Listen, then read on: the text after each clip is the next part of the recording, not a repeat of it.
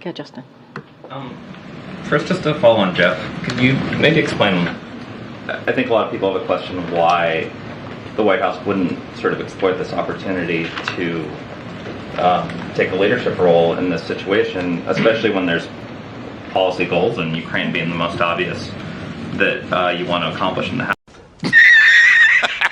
Why not offer a lifeline to Speaker McCarthy of certain things? Is it because the relationship's been spoiled by impeachment or by other things? Is it because you don't fundamentally trust him to be able to None of those things. None of those things, Justin. It's just the basic fact that we have, as we've moved here through the last 2 years, that we just don't get involved when it comes to leadership, right? That is something, and we have been consistent about that, right? We have been consistent about that in the last 2 years. So we're going to be consistent about this too. We're not going to get involved when it comes to who either the Senate or the House is going to choose to lead them.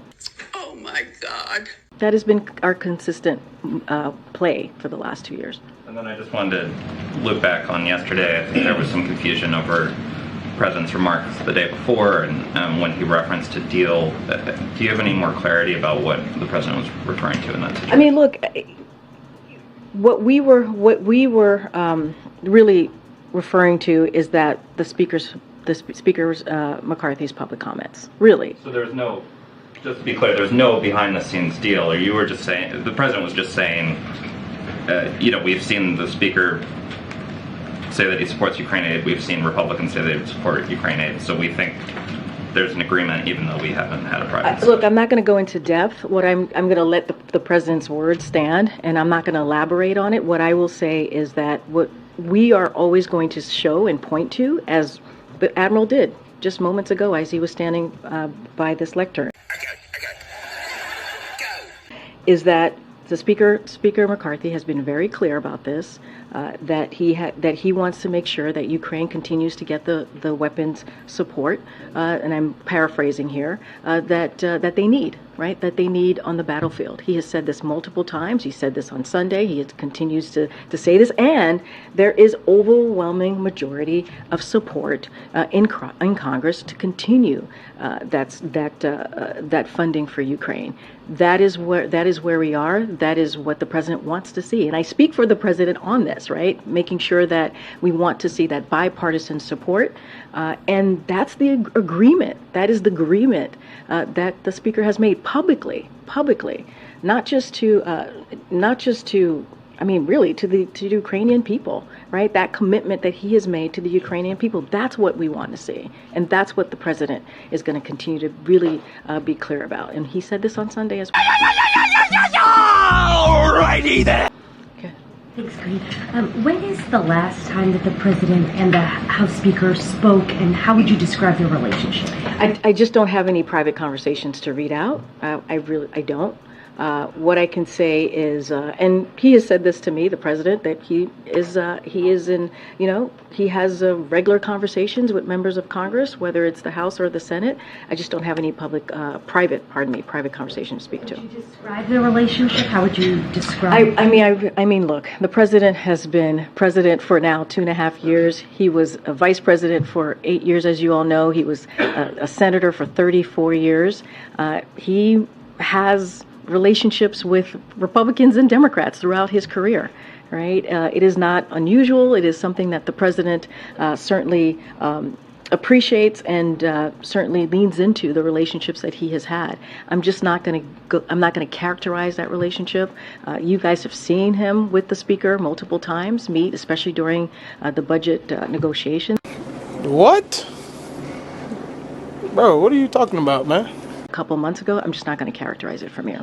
One unrelated question, Sure. and that is that it appears that culinary workers in Nevada are preparing to potentially go on strike.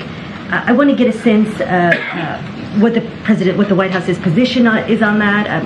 Would the President stand with those striking workers? Would he potentially go there? I just want to get a sense of what you all I don't have anything on his schedule, but I can say what the president has said and what I have said on behalf of the president when it comes to workers and union members being allowed to strike. He supports that, right? He believes that they have the right to get that fair pay, to get the fair benefits, and to fight for that, right?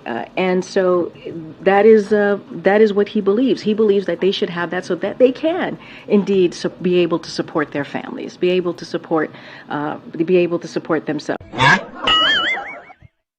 And Las Vegas, as you know, has a long history, long union history of workers and of union workers that have helped build the city. And so, look, the president is always going to support union workers. He's always going to support working people. That is not new. He has done that over the course of the last 2 years. And certainly, he also believes in collective bargaining. He believes that both sides should be able to come to the table in good faith and work through those issues and really be able to negotiate fair pay and fair benefits for workers. Thanks a lot, Karine. You spoke about how President Biden has had this long career in public service, has many relationships with members on both sides of the aisle. What are his interactions that he's had with Congressman Steve Scalise of Louisiana? No. Don't have anything to read out, any private conversations to read out, but obviously, again, the president, as you just stated in your question, has had long history of having relationships with the other side of the aisle, right, which he believes is incredibly important to move forward important policies and legislations for the American people, as you've seen him do in the last 2 years. I don't have any specific conversations to lay out. Go ahead, Catherine. Does the White have any comment on the carjacking of Representative Cuellar? Has the president reached out to him? And more broadly, does it say anything about safety and crime in the district? So what we saw happen, the reporting that we saw happen to the congressman obviously was unacceptable. The president did have an opportunity to speak with the congressman today, and we will always continue to speak out against any sort of violence. And we've been consistent here in this administration. We are certainly grateful and relieved that the congressman was unharmed, and we are thankful to the law enforcement to have reacted so quickly.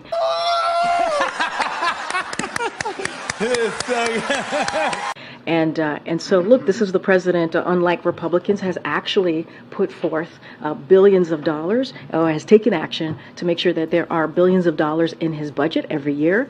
And through the American Rescue Plan, let's not forget, there were billions of dollars in his American Rescue Plan so that local communities and state and federal police as well, law enforcement, were able to make sure that they had the funding so that they can hire more law enforcement. And that was incredibly important to the president so that they can make sure that their communities were safe. This is something that the president has done, and Republicans have not helped. And I know you have. I know you're going to follow up on that. What's your question? Well, the first follow-up would be, how are you going to blame Republicans for this? Isn't D.C. run by a bunch of Democrats? Well, we're waiting. I'm going to speak to what the president has done, right? The president has been very, very straightforward about what he has done to make sure that communities are safe. American Rescue Plan, not one Republican in Congress voted for it. Not one. There were billions of dollars in that plan, in that act, to make sure communities across the country got funding so that they can indeed hire more police officers so that they can keep their communities safe. Republicans had nothing to do with that. They were not involved in that. They decided not to vote on the American Rescue Plan. That's just a fact. So if President Biden's policies are helping bring crime down, would he be comfortable with somebody borrowing his Corvette and parking it on the street overnight in Southeast D.C.? I'm not going to get into hypotheticals. I'm just going to get into the facts about what this president has done in this presidency. One thing that somebody was asking me about bipartisanship, he was able, as it relates to guns, he was able to come together, right? We saw Democrats and Republicans come together and have the first piece of anti-gun violence prevention legislation in 30 years. And that's something that this president was able to do. Really?